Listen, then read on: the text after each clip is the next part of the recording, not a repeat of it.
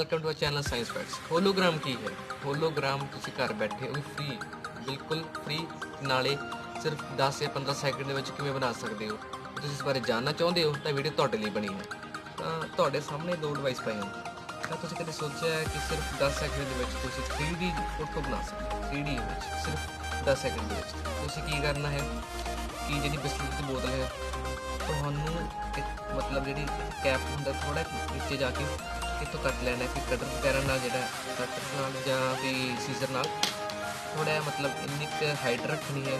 बस तुसीं इहनूं कट लेना तो तुहाडा काम कर देगा। पर ज़्यादा मैं तुहानूं रिकमेंड करूँगा तो आह वाला, ये मान लो कि बच्चों का कोई बुक कवर वगैरह होंगे या कोई प्लास्टिक की शीट तुहानूं घरे पे मिलती है, वैसे तो आसानी से मिल जाएगी या तुसीं परचेज कर लियो शॉप तो तुसीं प्लास्टिक शीट तो 4 पीस कट कर लेने।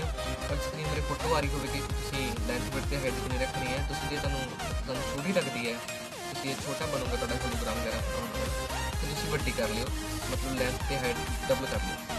तो तुसीं 4 पीस मिल के तो इनू बस जिहड़े एक 2 पीस थोड़ा छोटे बेंड कर लेना इस तरह। ये फिर एक ट्रपीजियम शेप दिया जी, ट्रपीजियम कहते हैं। तो इनू बस असैंबल करना रह गया। तो हुण तुसीं फेविकोल इत्ते ला दिओ।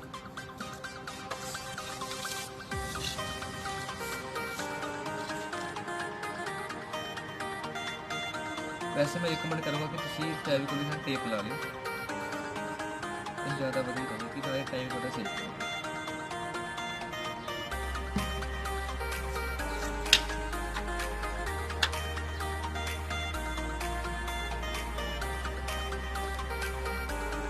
फेविकोल लाउण तो बाद तुहाडा ये होलोग्राम डिवाइस तैयार है जी।